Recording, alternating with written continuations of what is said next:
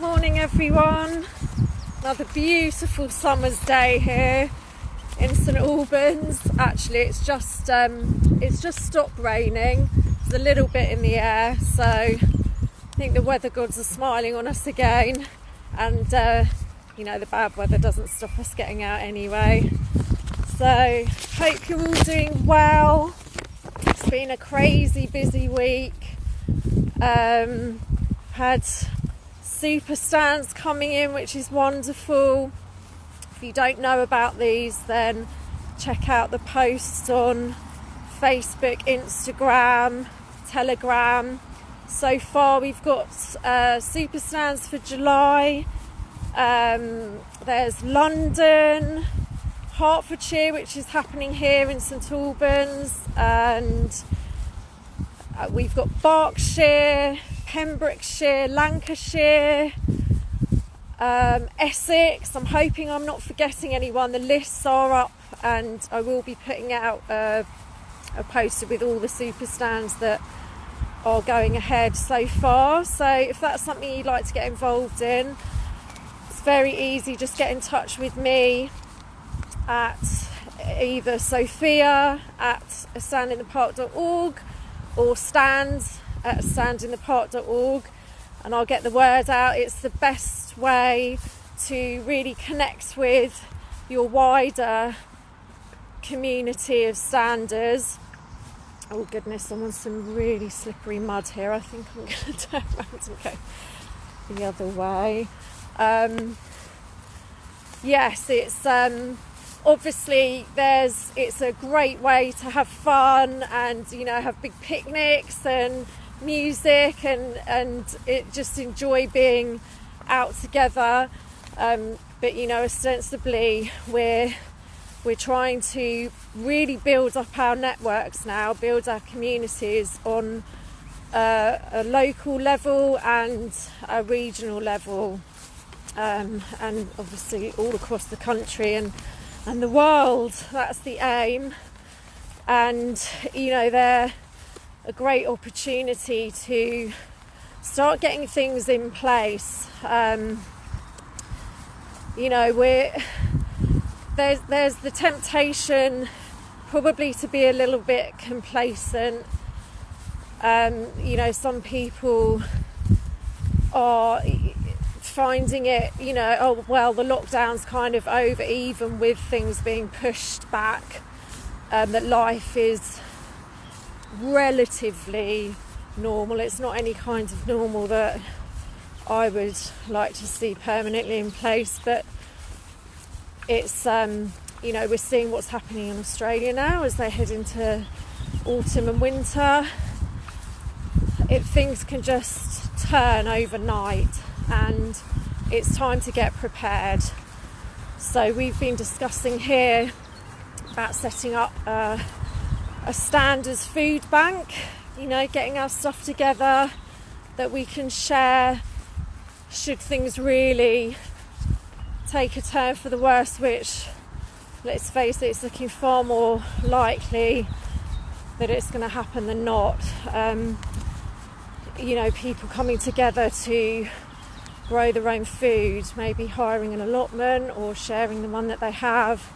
People have got space in their gardens to plant, and really getting tight with each other. We have to depend on each other. We cannot depend on a system that essentially wants us dead.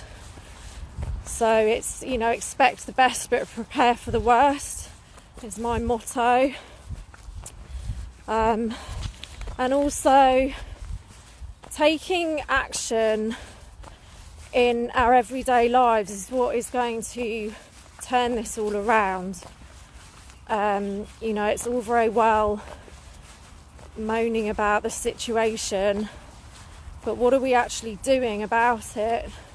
Are we, instead of just complaining about a cashless society, are we making sure that we're not using our cards for convenience? Are we making a point of using cash, of going to cashiers in a store and not going to the self-service checkouts? There's a Tesco's very close to where I live that's going fully automated.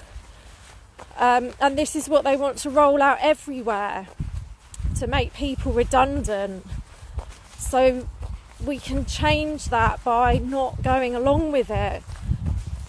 There were I think this is, certainly not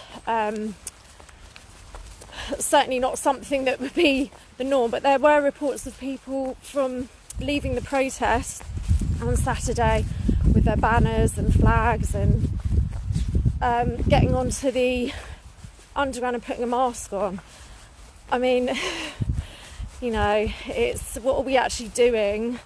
Are we standing up in our everyday lives? Are we making the difference that we want to see in the world? I know somebody who, I won't embarrass them by naming them, you know who you are. He's managed to convert half of his local supermarket staff into non-mask wearers by just handing out exemptions which they didn't really know they could use.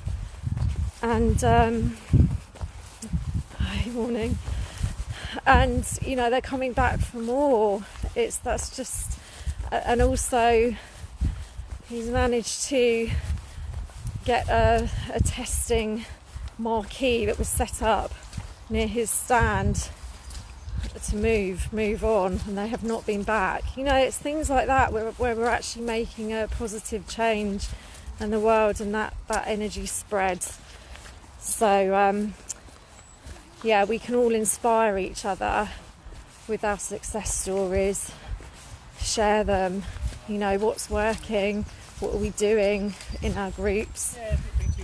Let's just get past this seriously muddy bit. I can't believe I'm wearing wellies in July.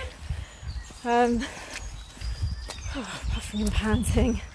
So yes, we need to be looking at getting prepared, really linking up, starting to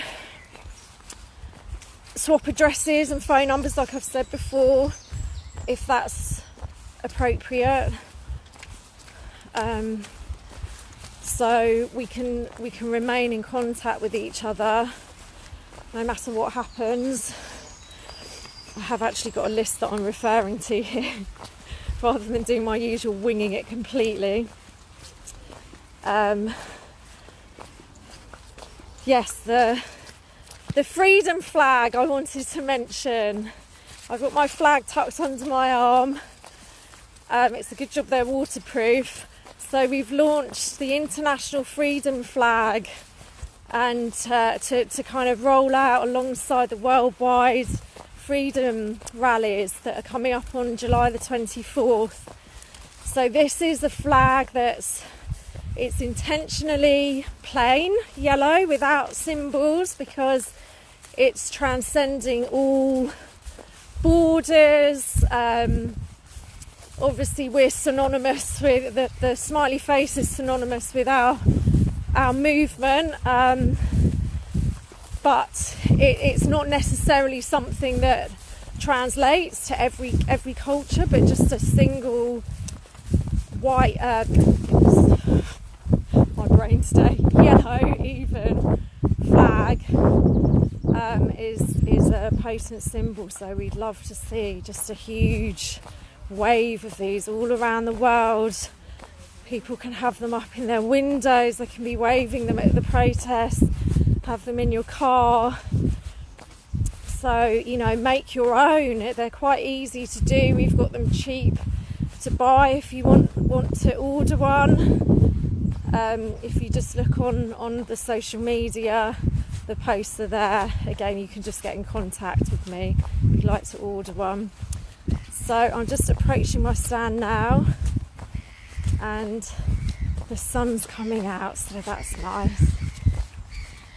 Have a great Sunday, have a great stand.